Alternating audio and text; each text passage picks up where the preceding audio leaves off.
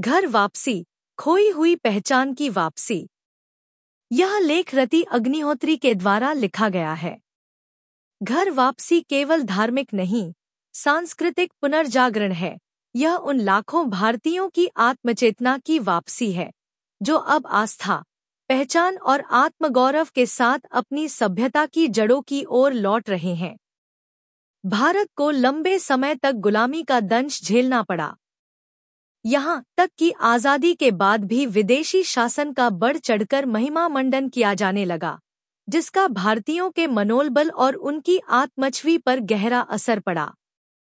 इसका नतीजा यह हुआ कि कई भारतीयों में अपनी संस्कृति को लेकर उलझन और हीनता की भावना घर कर गई। उनका आत्मविश्वास चूर चूर हो गया। आत्मगौरव की धज्जियां उड़ गई। भारत के सभ्यतागत मूल्यों पर लगातार हमला होता गया, जिसका परिणाम यह निकला कि अपनी सांस्कृतिक पहचान और जड़ों को लेकर लोग असमंजस की स्थिति में पड़ गए। यानी एक तरह का पहचान संकट खड़ा हो गया।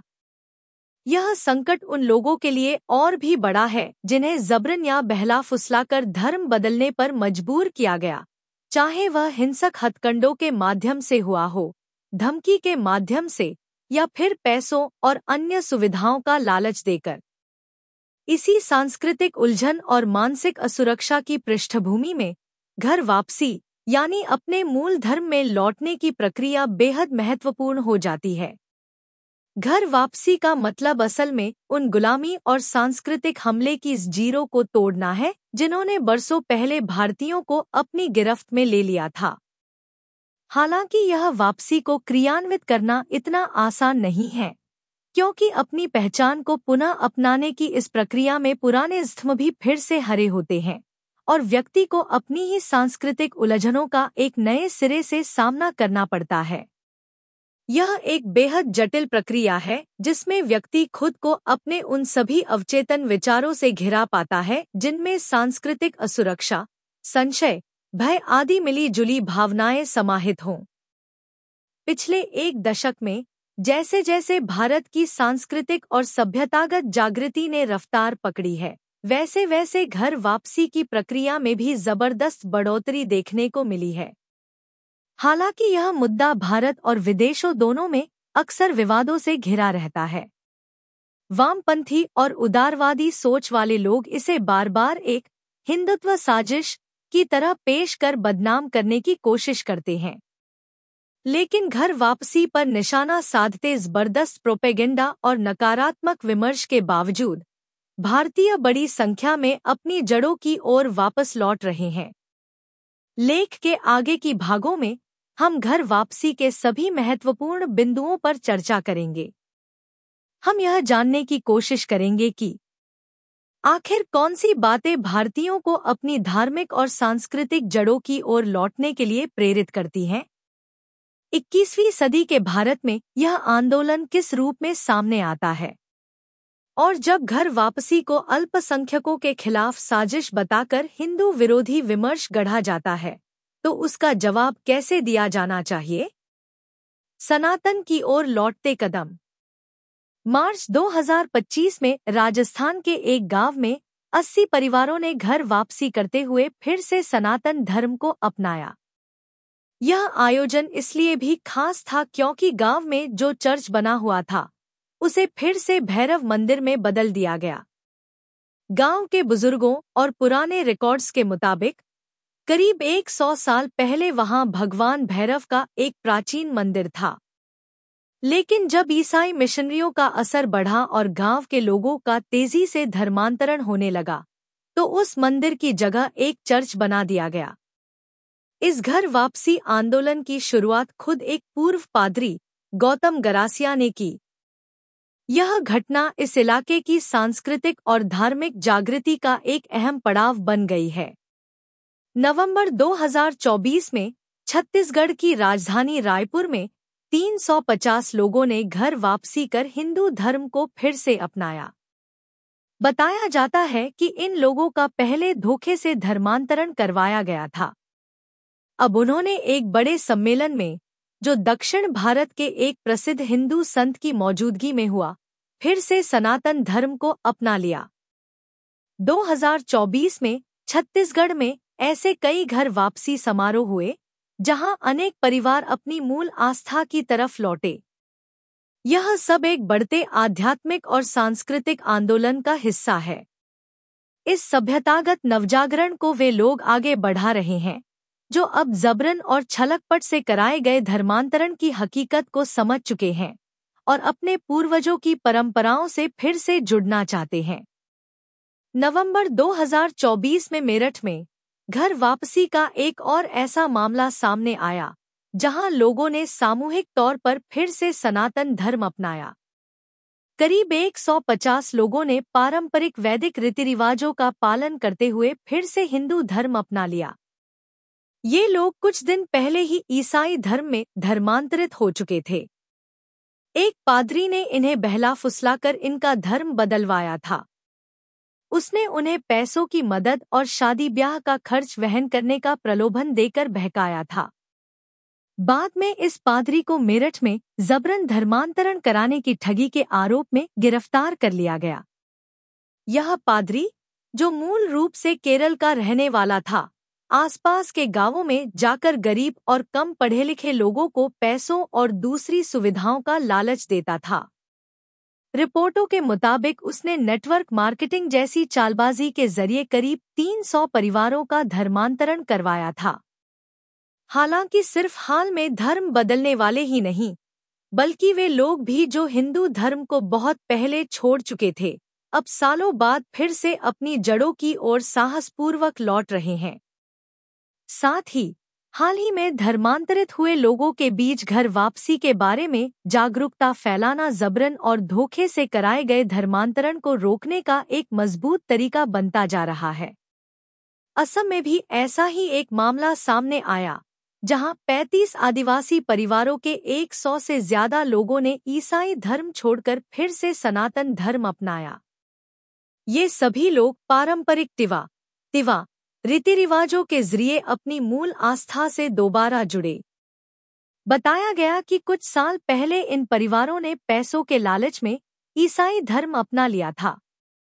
इस समुदाय का अपनी जड़ों की ओर लौटने का फैसला इस बात का संकेत है कि भारत के आदिवासी समूहों में अपनी मूल परंपराओं और विरासत से दोबारा जुड़ने की लहर जोर पकड़ रही है। घर वापसी सिर्फ आस्था का मामला नहीं है, यह अपनी संस्कृति और पहचान को फिर से पाने की एक सशक्त कोशिश है।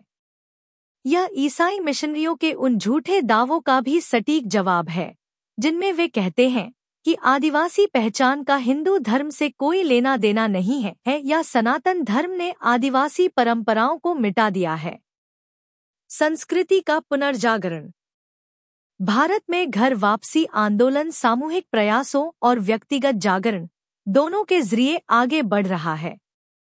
कई बार कोई एक व्यक्ति पहला कदम उठाता है और उसका साहस दूसरों को भी प्रेरित करता है।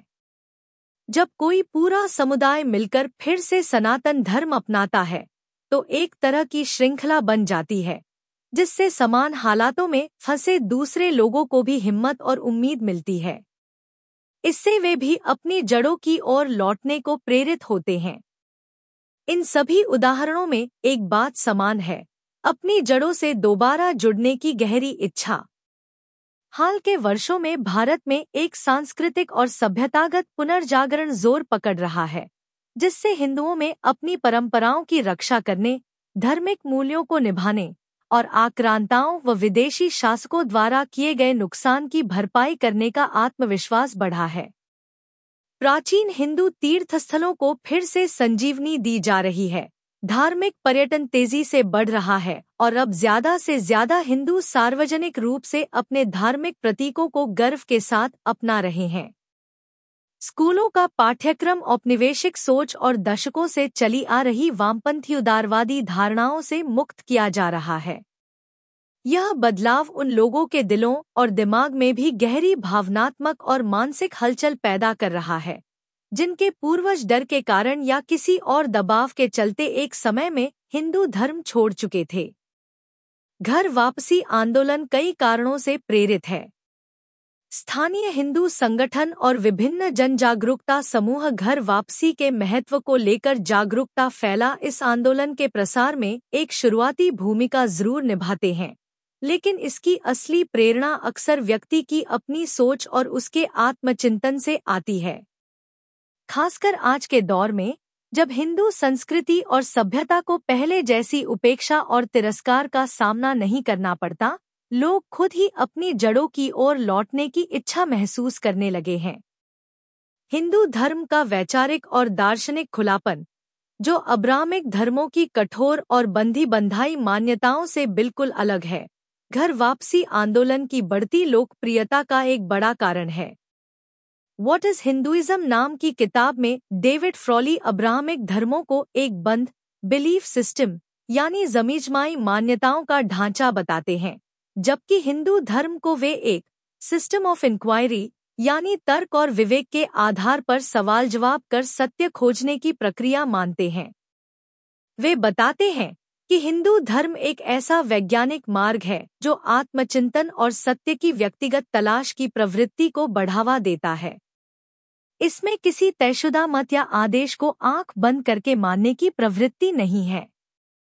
फ्रॉली के मुताबिक सनातन धर्म का यही लचीलापन उसकी छाया तले अलग अलग आस्थाओं और परंपराओं को शांति से अपनी जगह बनाने और फलने फूलने का मौका देता है। कई सालों तक किसी दूसरे धर्म के प्रभाव की निरंतर छाया में रहने के बाद भी बहुत से लोग उन हिंदू भावनाओं और मूल्यों से गहराई से जुड़े रहते हैं, जो पीढ़ियों से उनके जीवन का हिस्सा रही हैं। अहिंसा, करुणा, प्रकृति का सम्मान और वसुधैव कुटुंबकम जैसी सोच बचपन से उनके संस्कारों में रहती है। यही वजह है कि जब वे इस्लाम जैसे मतों से रूबरू होते हैं, जिनमें जिहाद जैसी धारणा के जरिए हिंसा को महिमा मंडित किया जा सकता है, कठोर आदेशों का पालन अनिवार्य होता है और महिलाओं के खिलाफ घोर भेदभाव बढ़ता जाता है, तो उनके मन में असहजता पैदा होती है।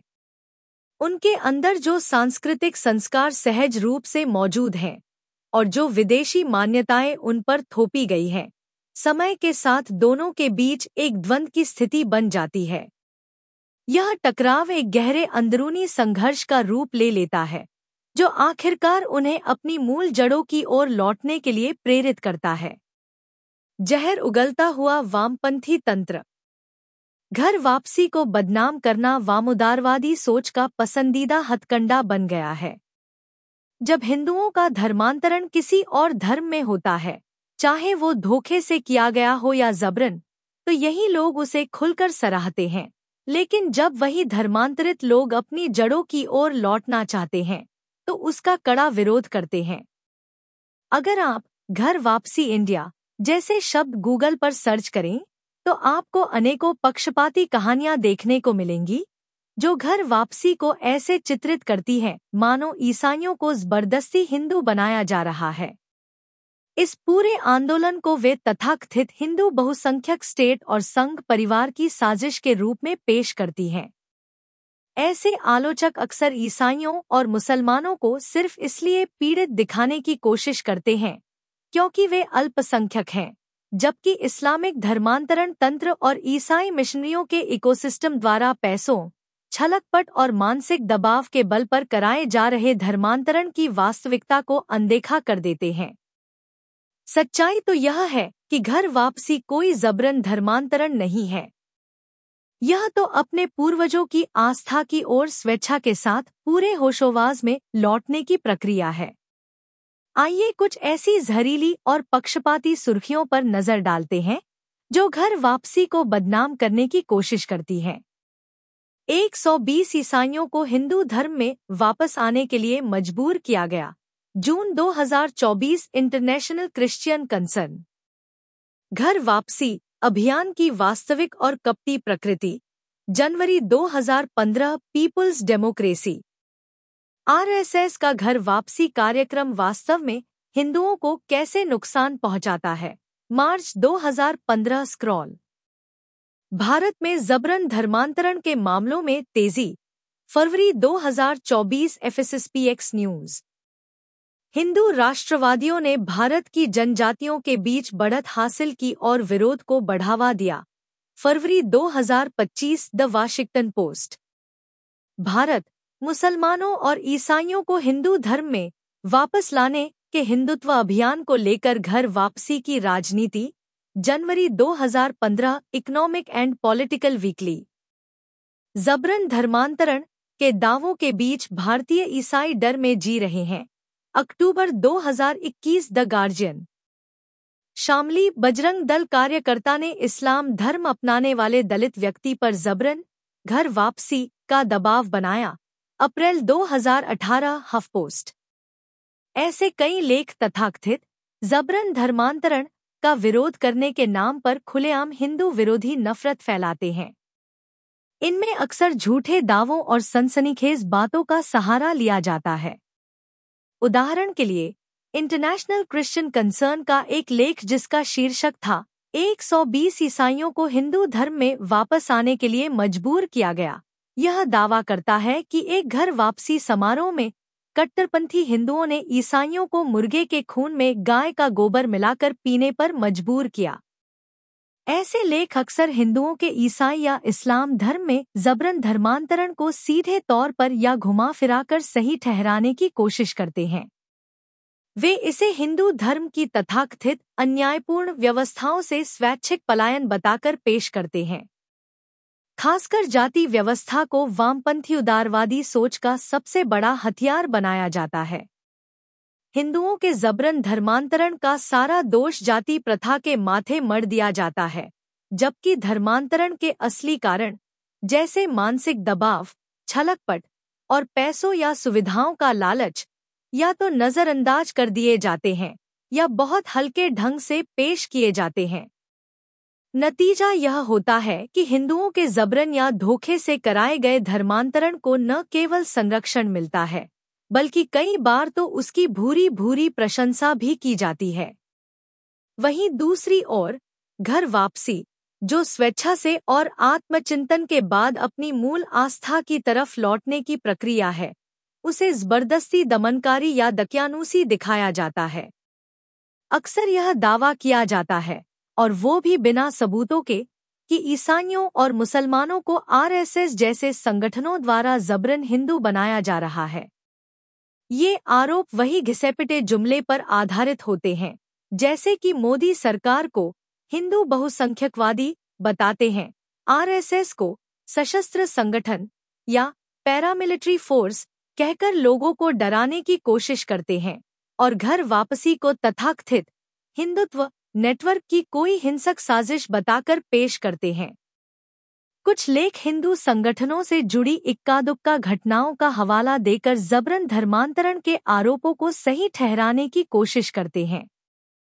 लेकिन ये रिपोर्टें न तो पूरे घटनाक्रम का संदर्भ बताती हैं और न ही पूरे देश में ईसाई मिशनरियों द्वारा जबरन धर्मांतरण के लिए अपनाए जाने वाले फरेबी हथकंडों को लेकर कोई टिप्पणी करती हैं।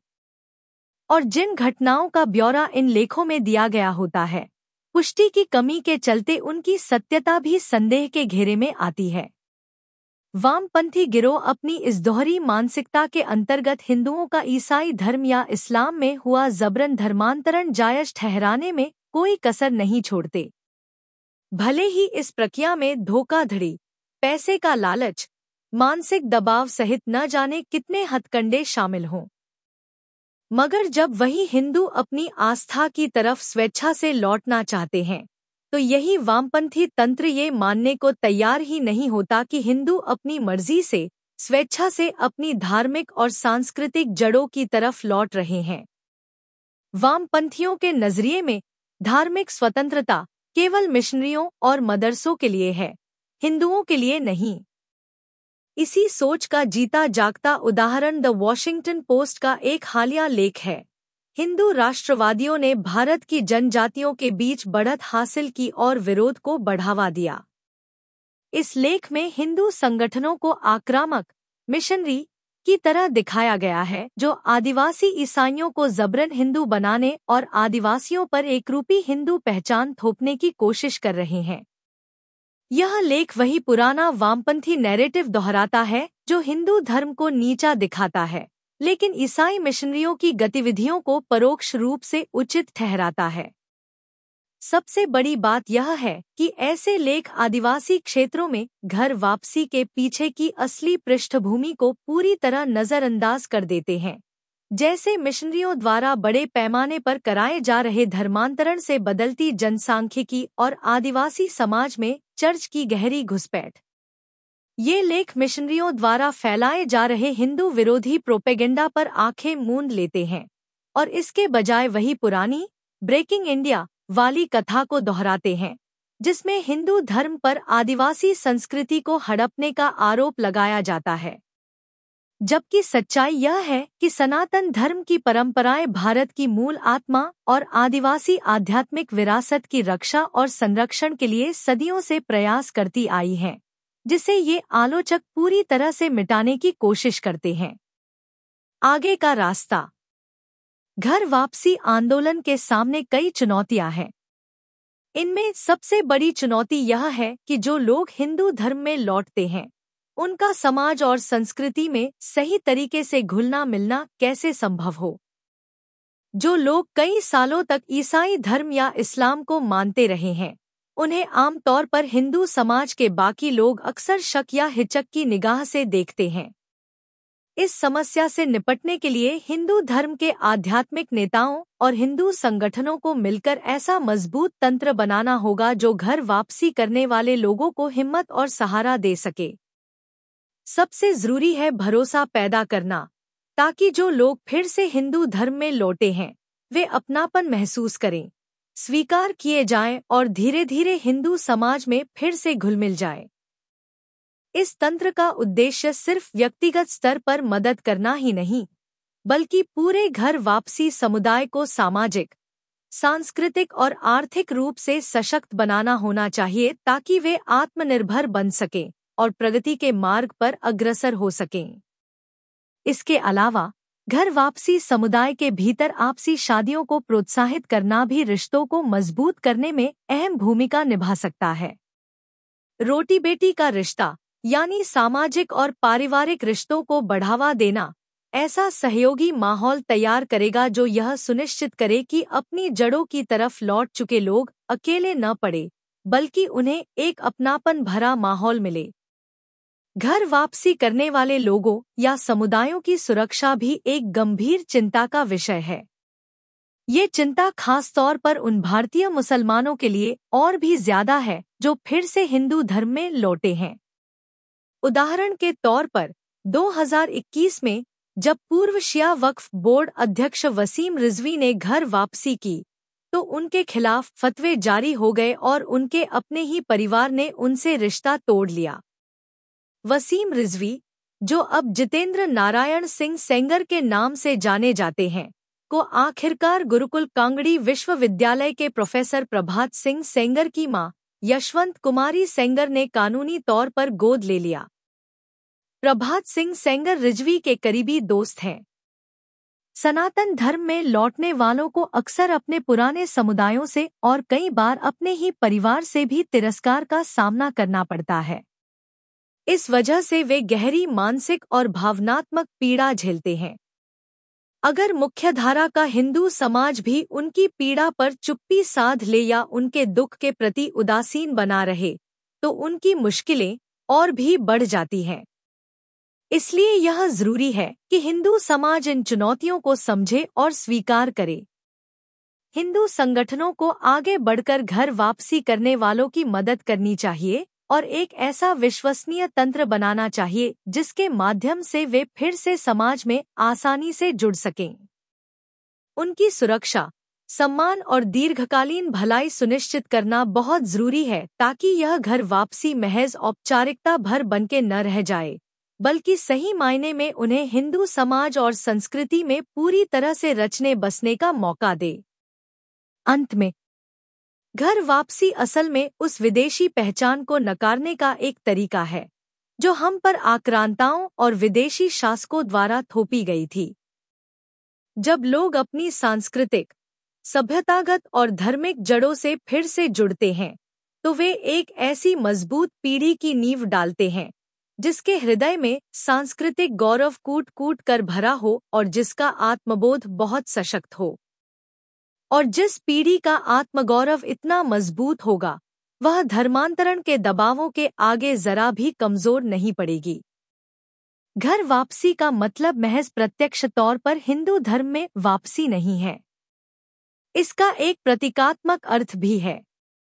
कुछ लोग बाकायदा किसी विधि विधान या दीक्षा के जरिए हिंदू धर्म में लौटते हैं, तो कुछ औपचारिक तौर पर अपना धर्म बदले बिना ही अपनी रोजमर्रा की जिंदगी में हिंदू प्रतीकों, परंपराओं और रीति रिवाजों को अपनाना शुरू कर देते हैं।